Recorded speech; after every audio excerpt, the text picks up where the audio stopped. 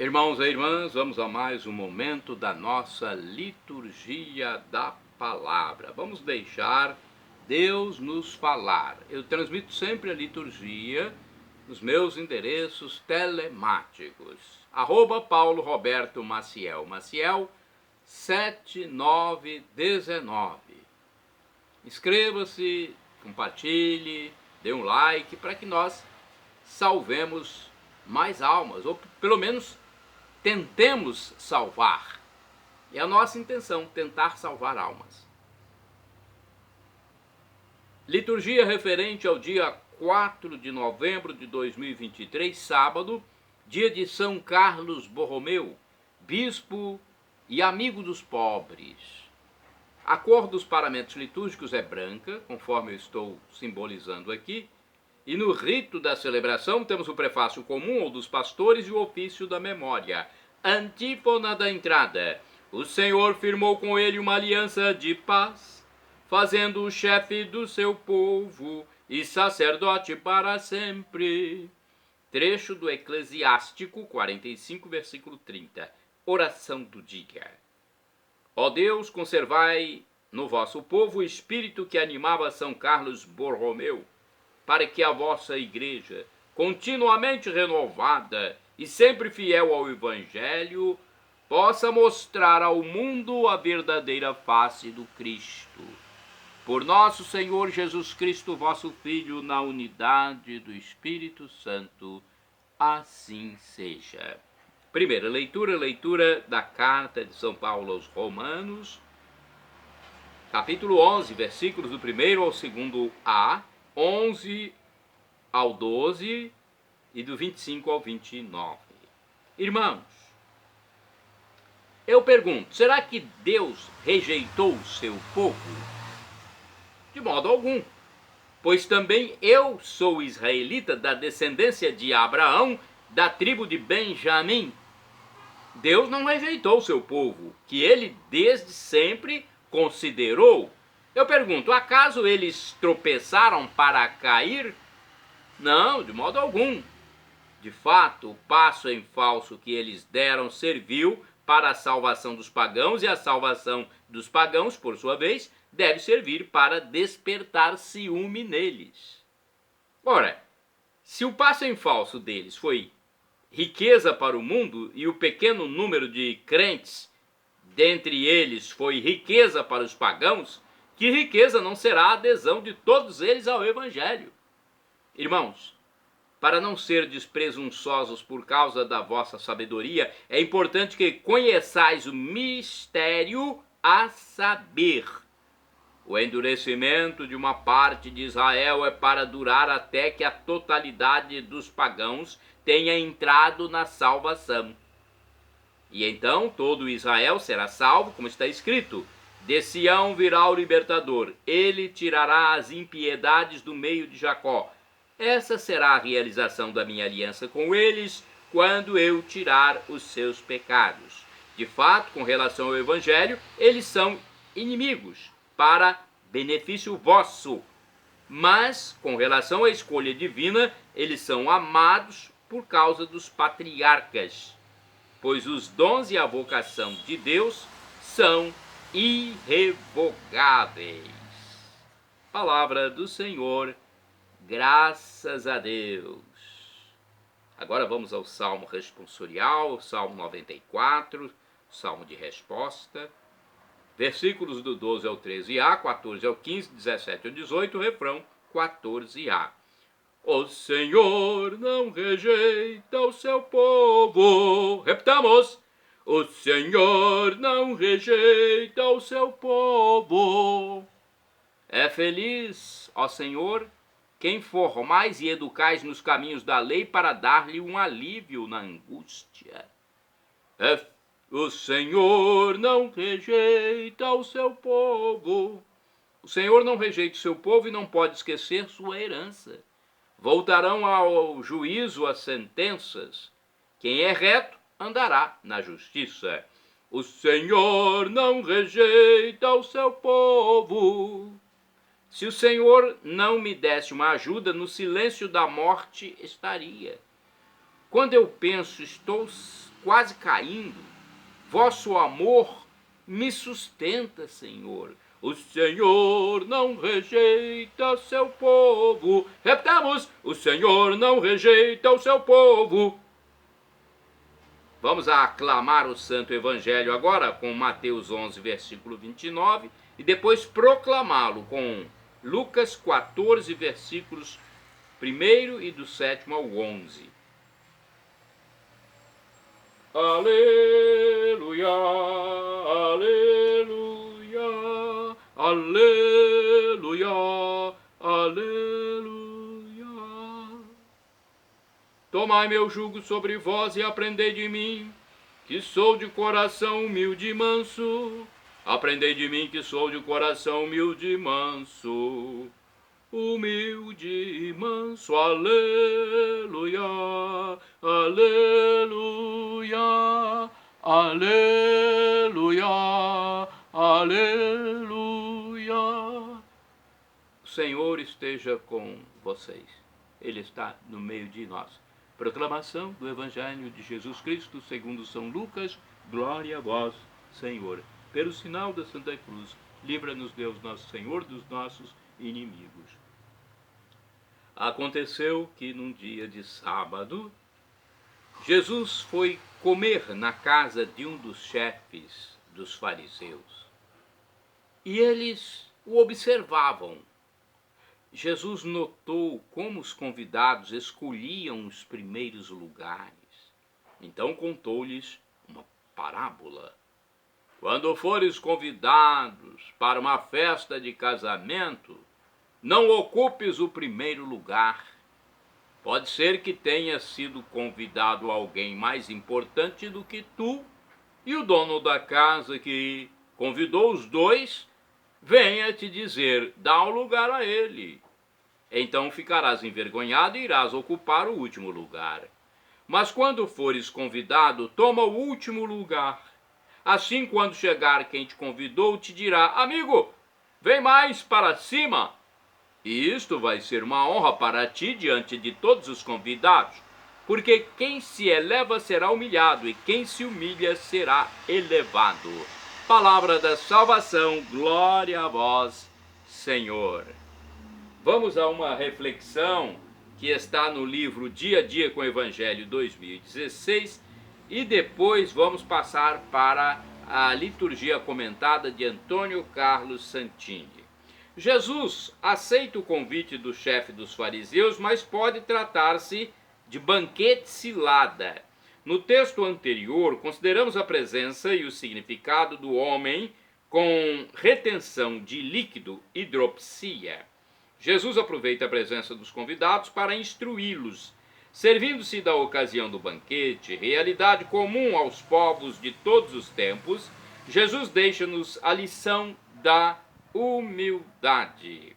Denuncia o orgulho das pessoas que pretendem ocupar sempre os primeiros lugares, recordando que estes são reservados aos que se fazem humildes.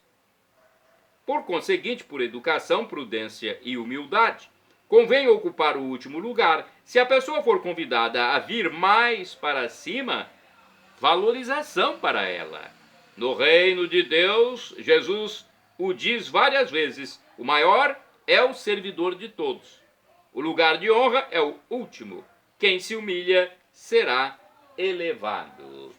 Agora, a liturgia comentada de Antônio Carlos Santini, liderança da comunidade católica Nova Aliança, e-mail santini@novaalianca.com.br.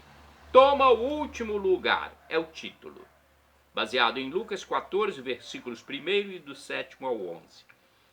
A sociedade tem classes: escravos, servos da gleba, proletários, burgueses, nobres, reis. Na Índia existem até castas incomunicáveis, rigidamente estratificadas: brahmanes, kshatriyas, vaisyas, sudras. E no nível mais baixo, os párias. Mesmo na igreja há uma hierarquia: cardeais, bispos, sacerdotes, leigos. Não é assim no reino do céu. No reino de Deus, o último lugar já está ocupado. Jesus Cristo tomou posse dele. Sendo Deus, fez-se homem ao se encarnar. Sendo homem, fez-se servo, lavando os pés dos apóstolos. Desceu ainda mais e se fez escravo, morrendo na cruz, tormento que não podia ser aplicado a um cidadão romano, pois sua dignidade o proibia. Sem se deter, Cristo desce ainda mais ao túmulo. Prossegue seu movimento para baixo e desce à mansão dos mortos. E como se fosse pouco, desce sobre o altar todos os dias, sob a aparência de pão. Isto é, matéria abaixo da pessoa humana. Matéria abaixo da pessoa humana. Esta é a kenosis, o despojamento voluntário que o servo sofredor abraçou para nos salvar. Nada foi baixo demais, humilde demais para ele. Determinado a nos salvar, foi até o fim, conforme o texto de João, capítulo 3, versículo 1. Por isso mesmo, Jesus deve ter sofrido com a atitude de seus discípulos, que discutiam aqui e ali a respeito de quem seria o maior no reino, aqui entendendo como um reinado temporal, quando Israel iria recuperar a glória e o poder dos templos de Salomão. No evangelho de hoje, temos a figura de um banquete, exatamente a imagem recorrente na Bíblia para designar a ceia do Cordeiro, isto é, o céu. Na época, os banquetes na Terra Santa eram servidos em mesas com a forma de U. O anfitrião e seus convidados mais nobres eram colocados na curva do U. E, lógico, eram os primeiros a serem servidos.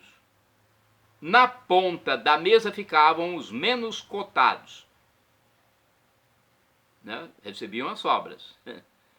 E Jesus nos dá uma pista para ir ao céu: ocupar o último lugar. Parece absurdo ocupar o último lugar. Com a morte vem a inversão, como na parábola de Lázaro o mendigo e do rico Epulão, conforme Lucas 16, versículo 25. Os fracos se fazem fortes, os pobres ficam ricos, os humilhados ocupam os primeiros lugares. Quem foi privado das regalias deste mundo acabará compensado no outro. Os últimos serão os primeiros. Mateus 20, versículo 16. Quem se humilha será exaltado. Lucas 14, versículo 11. E será muito bom ouvir do próprio mestre, nosso anfitrião: amigo, chega-te mais para cima. Que posição nós temos procurado, hein? Orai sem cessar, irmãos e irmãs. Derrubou do trono os poderosos, exaltou os humildes. Lucas 1, versículo 52. Agora vamos à história dos santos do dia. Dia 4 de novembro de 2023 é dia de São Carlos Borromeu, bispo e amigo dos pobres. A cor litúrgica é branca e no rito temos o prefácio comum dos pastores e o ofício da memória. Então, uma homenagem a São Carlos Borromeu. São Carlos foi bispo, nascido em 1538, de nobre família italiana, e com apenas 21 anos foi sagrado bispo de Milão, elevado a cardeal por seu tio, Papa Pio IV. Deu extraordinários exemplos de virtude, sendo um modelo perfeito de pastor de almas. Aplicou reformas do Concílio de Trento e faleceu aos 46 anos. Temos aqui um resumo da sua história, que está no site, no endereço telemático RS21, da rede de televisão Século XXI, do grande evangelizador, padre Eduardo Daugert. São Carlos Borromeu, de uma nobre família italiana, foi feito cardeal e arcebispo por seu tio, o Papa Pio IV. Sua vida foi de dedicação e trabalho. O lema de sua divisa tinha uma única palavra: humildade. Não era simples curiosidade heráldica, era escolha consciente. Carlos era nobre e riquíssimo e privou-se de tudo para viver em contato com o povo, escutando suas necessidades e confidências. Definiram-no como pai dos pobres. Nasceu no castelo da família em Arona, próximo a Milão, em 2 de outubro de 1538. O pai era o conde Gilberto Borromeu e a mãe era Margarida de Médicis, da mesma casa da nobreza, de grande influência na sociedade e na igreja. Carlos era o segundo filho do casal e aos 12 anos a família o entregou para servir a Deus, como era hábito da época. Levou a sério os estudos, diplomando-se em direito canônico aos 21 anos de idade. Um ano depois, fundou uma academia para estudos religiosos com total aprovação de Roma. Sobrinho de Pio IV, aos 24 anos já era sacerdote e bispo de Milão. Na sua breve trajetória, deixou-se guiar apenas pela fé, atuando tanto na burocracia interna da igreja quanto na evangelização. Sentindo-se atraído pela vida contemplativa, pensou em renunciar à arquidiocese, mas Dom Frei Bartolomeu dos Mártires, arcebispo de Braga e amigo, o dissuadiu da ideia, convencendo-o de que naquele século em que o alto clero tantas vezes dava mau exemplo, seria melhor que ele, altamente colocado na escala social e ademais sobrinho de um papa, desse o bom exemplo de vida santa como arcebispo.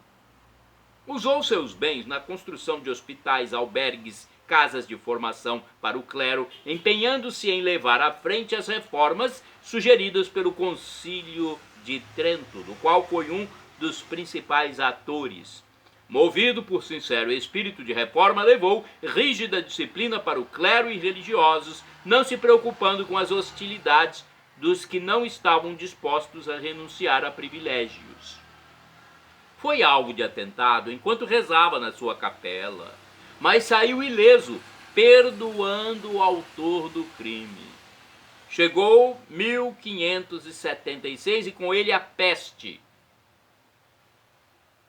Milão foi duramente assolada e mais de 100 padres pagaram com a própria vida visitando os doentes.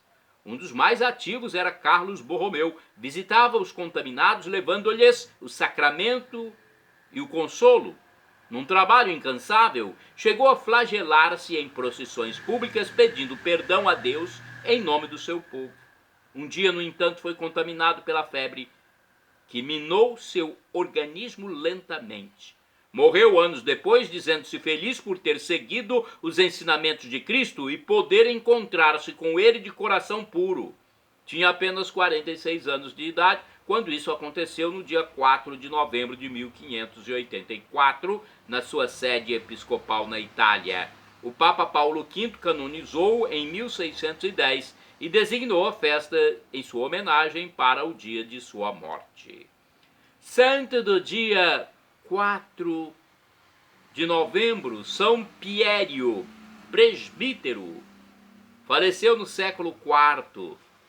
Piério foi sacerdote de Alexandria, insigne filósofo, porém mais ilustre pela integridade de vida e voluntária pobreza.